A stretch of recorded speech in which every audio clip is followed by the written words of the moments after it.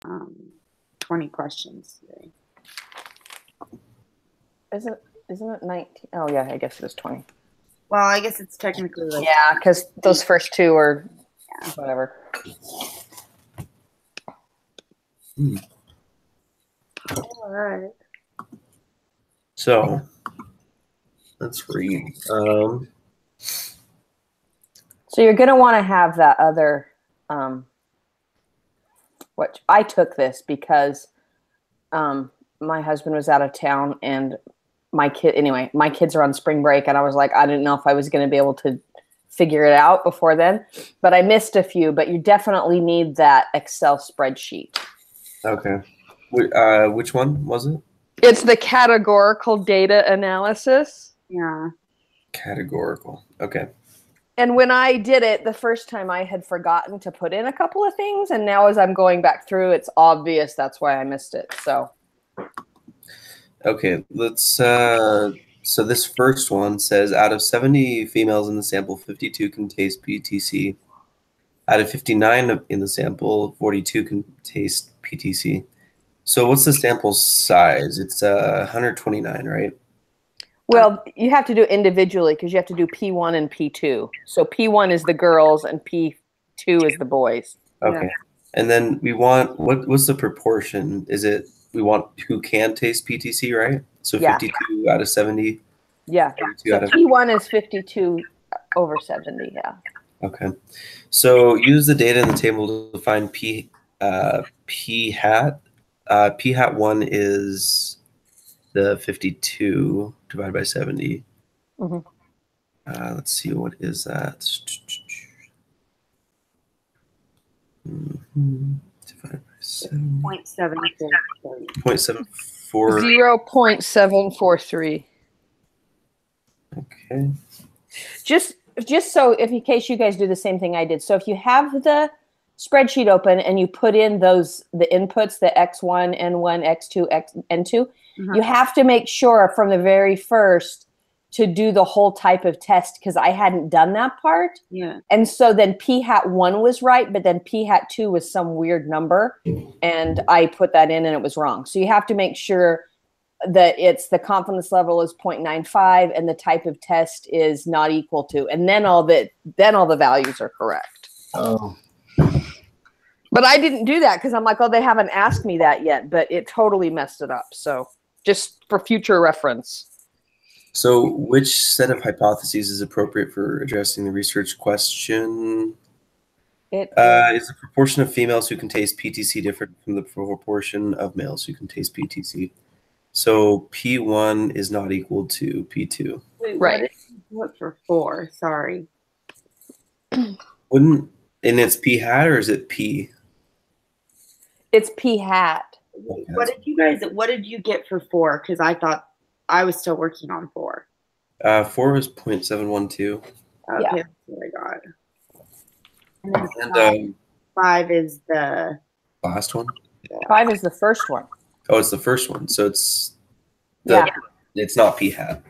Yeah, because look, it has to be the same. So see how the bottom one, it's P1 and P2 and then P hat and P hat. So it has to be the first one. It's not P hat, it's P1. I guess that makes sense. Create a 95% confidence interval for P1 minus P2. Input your answers in the point estimate. Blah, blah, blah. What is the point estimate for this 95% confidence interval? Now, I got the right answer, but I can't remember how I did it. Did you use the formula from the book? Is it P hat 1 minus P hat 2? No. Okay, I got the right answer, and then when I went to look at my notes, I'm like, I have no idea how I got that. Wait, so you took the proportion, you actually subtracted it? Well, I'm trying to figure out my notes. So you just figure out 6 and tell me how you got it, and then I'll remember what I did.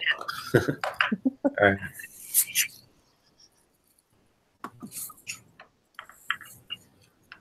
Another one bites the dust. Dun-dun-dum, bum, bum. Another one bites the dust.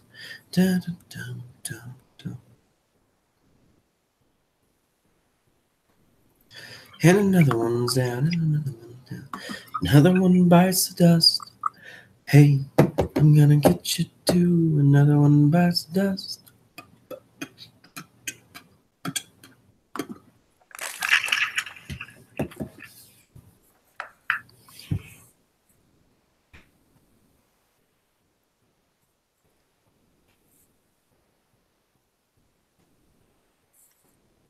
That is how I got it.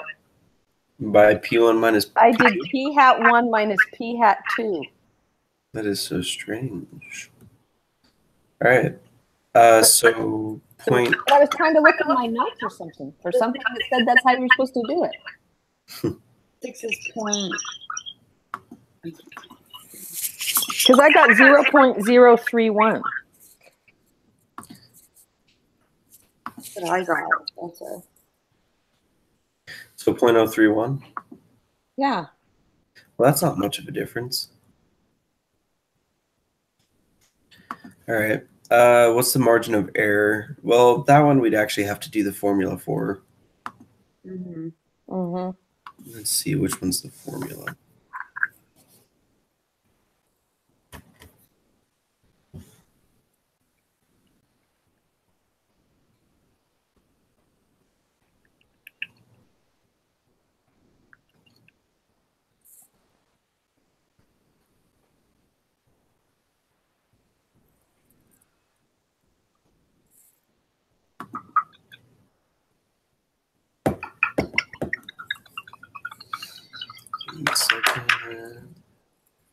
One second.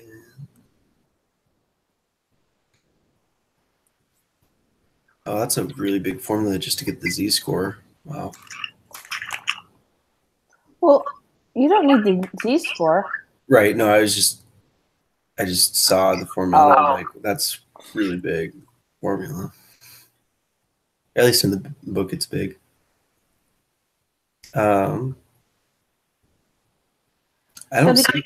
So to get the margin of error, don't you just do the upper minus the lower divide by 2? Yeah. Yeah, we do. But what's the upper and lower? So I have the upper 0.185 and the lower is negative 0.123. Is that what you guys got? Well, wait, what did you get for the margin of error? That's what we were trying to figure out. Because to get to the margin of error, you have to know the lower and the upper. What was the upper bound again? I have 0.185. 185. So let's just say 0.185 plus 0.123. That would make it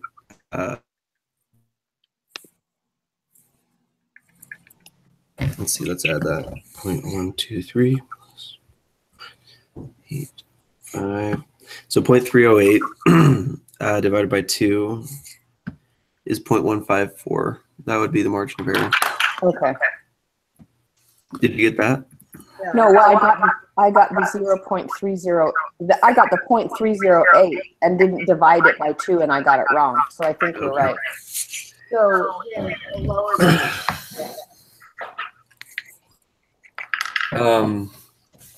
All right. Well, with sigma at the 0.05 level. Wait. What's Sorry. What's the lower bound? Yeah. How do you get that with all the information that you have? You put it into that spreadsheet. Oh, okay. And then you don't have to do any math as long as you fill it out, right? Gotcha. So what did you get for 9? No, what's the Z-score? So I have the Z-score of 0.394. 0.3. That's the Z-score, or that's the p-value? That's the Z-score. What's the p-value? 0.693. 0.693. So we'd fail to reject the HO. Yeah. Okay, but what did you get for 8 and 9? Because I don't know what I did. Sorry. So question 8 was negative 0.123, and question 9 was 0.185. I got 9. I got 7.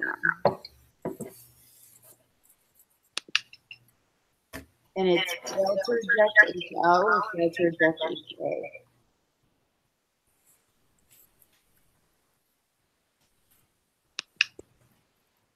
See if I got this right.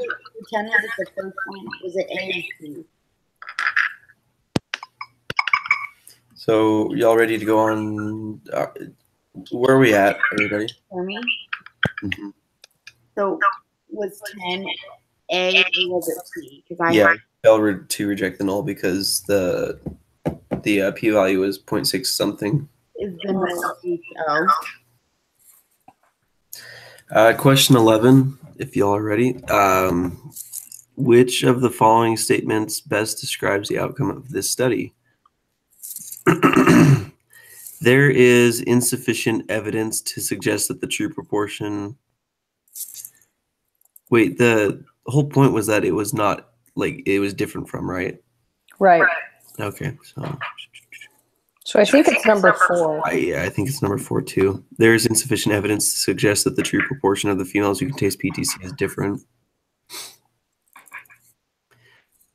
For the next 9 questions, we will review the mortality rates and day of admission heart attack study. Out of 118,519 who have had a heart attack during a weekday, 16,713 had died. Out of 42,447 that had a heart attack on the weekend, 6,155 had died. Please use the data presented here. Okay. So let's manually put that in.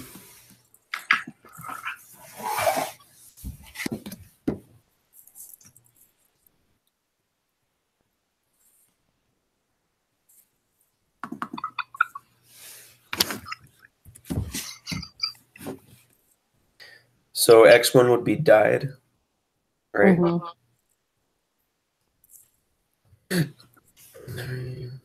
Survived. Would we put in the total or just the survived? I think you just put in this survived. Oh, no? No. You do. Sorry, I'm getting tons of feedback. It's the total, right? You do died over total.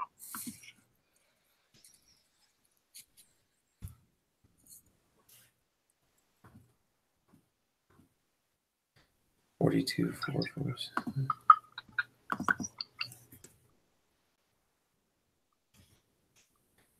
Okay. The conditions for conducting a hypothesis test are satisfied. Well, the conditions are that it's normal, and then what else? And then if it's all greater than 10, and if you look at that box on the top, it tells you they're all greater than 10.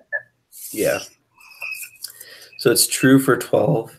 13 is which of the hypothesis tests are appropriate? Well, what's the question?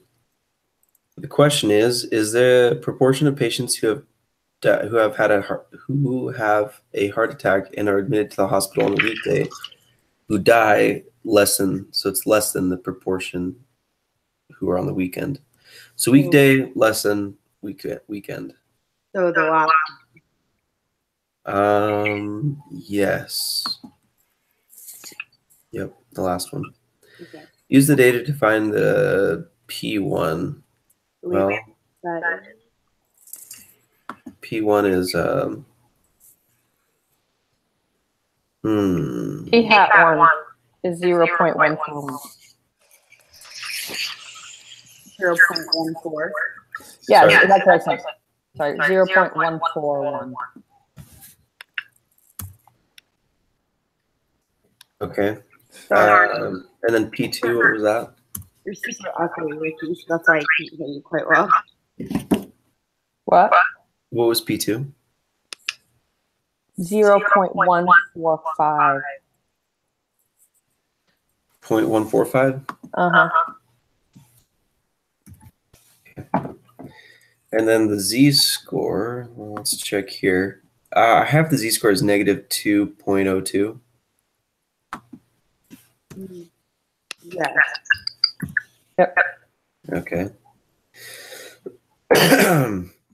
Given the disease score from the last question, which should you shade? The left or the right of the z-score for the p-value? Isn't it to the left?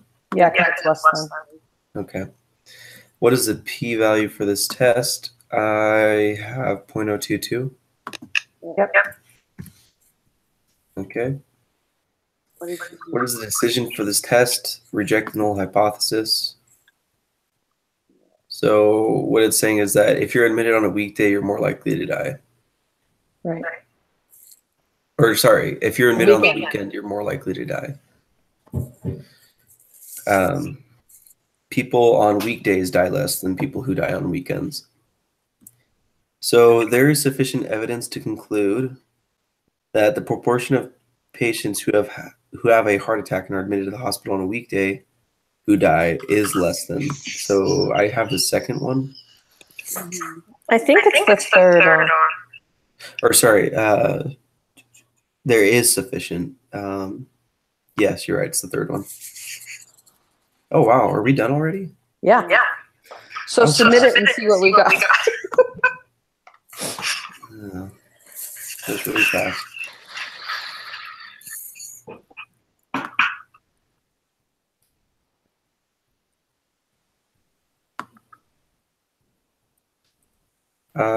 It looks like I have 100%. Nice. So does anybody have any questions? No, I think we're good. I think we're good. Wow, with Excel, that's really fast. Yeah, it's super fast.